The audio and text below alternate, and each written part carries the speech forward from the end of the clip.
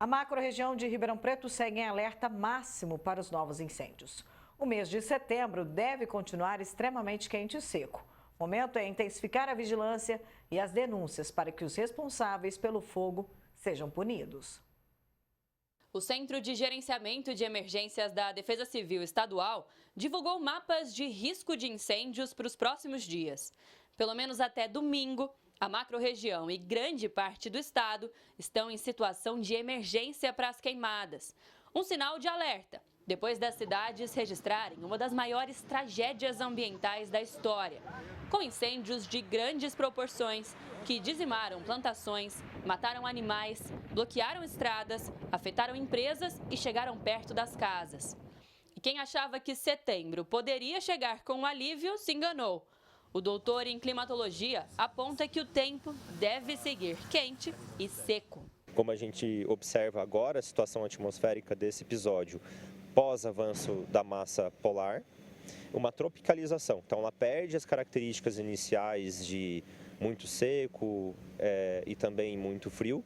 Ela passa a criar situações de características de mais seco, então uma umidade relativa do ar muito baixa e temperatura bastante elevada. Então a gente vai chegar aí na casa dos 35, quase 40 graus, até uma próxima frente polar entrar para que ela comprima o ar tropical mais quente que está à frente dela e aí com isso se eleva ainda mais a temperatura que nós conhecemos como ondas de calor ou aquecimento pré-frontal. Normalmente, o mês da primavera marca o retorno das chuvas em grande parte do país, mas a meteorologia indica o contrário. Enquanto as condições não melhoram, é preciso reforçar a fiscalização e a vigilância contra as queimadas. A gente costuma dizer que é uma corresponsabilidade dos entes públicos, privados e também da sociedade civil organizada. Então, não é apenas o poder público que tem a responsabilidade de fiscalizar, de intervir, mas nós, cidadãos comuns, também. Então, se você observar que há um foco de incêndio de maneira intencional ou não, é a sua responsabilidade de alertar os órgãos públicos, de avisar a Defesa Civil, a Polícia Militar, os órgãos ambientais para que façam a fiscalização e tomem medidas de comando e controle. Só na região de Ribeirão foram contabilizados 300 hectares de áreas afetadas, 60 feridos, 810 pessoas desalojadas e 20 residências atingidas. O prejuízo aos produtores de cana-de-açúcar foi estimado em 350 milhões de reais. Um gabinete de crise do governo estadual foi instalado na cidade, inclusive com aviões da Força Aérea Brasileira.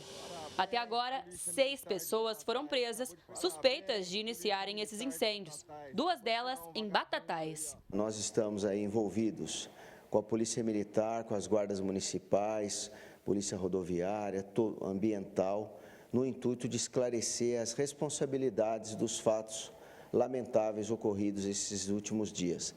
Nós temos uma grande linha que foram eventos naturais por conta da seca, do vento, das condições propícias para o fogo se alastrar. No entanto, já temos indícios de questões envolvendo o ser humano. Essas nos preocupam muito, porque cabe investigar e nós temos, pelos crimes ambientais, aproximadamente 6 crimes, cuja pena vai de 1 mês a 5 anos de prisão. Em Batatais, 2 que foram pegos com essa ajuda que nós estamos em conjunto, Polícia Civil, Polícia Militar. Eles conseguiram ser identificados, um já permaneceu preso na audiência de custódia preventivamente e as investigações prosseguem. Em meio a tantos episódios extremos, foi apresentado um projeto na Câmara dos Deputados que quer aumentar a punição para responsáveis por cometer incêndios criminosos. Hoje, a legislação em vigor prevê reclusão de 2 a 4 anos mais multa. Agora, esse novo projeto que está sendo discutido quer ampliar a pena para 6 a 10 anos, além da multa. Nós temos agora uma nova lei, que é de 31 de julho de 2024, que instituiu a Política Nacional de Manejo Integrado do Fogo.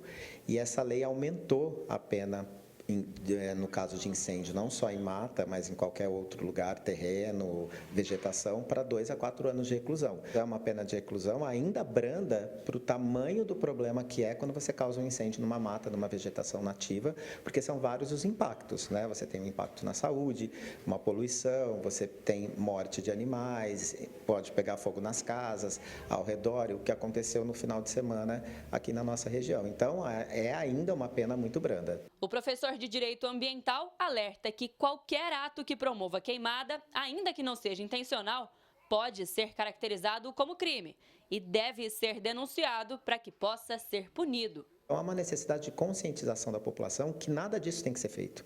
Nem jogar a bituca em lugar muito seco, nem fazer a fogueira, porque isso pode causar danos maiores.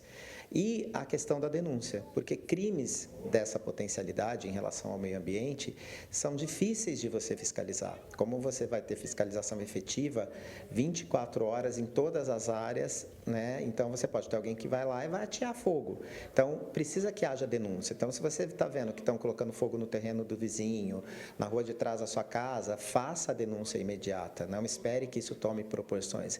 Então é o que eu digo sempre, a necessidade de políticas públicas de conscientização, porque nós também temos que fazer a nossa parte. Não adianta só o legislativo aumentar a pena, o executivo fiscalizar. Nós, cidadãos, também precisamos fazer a nossa parte.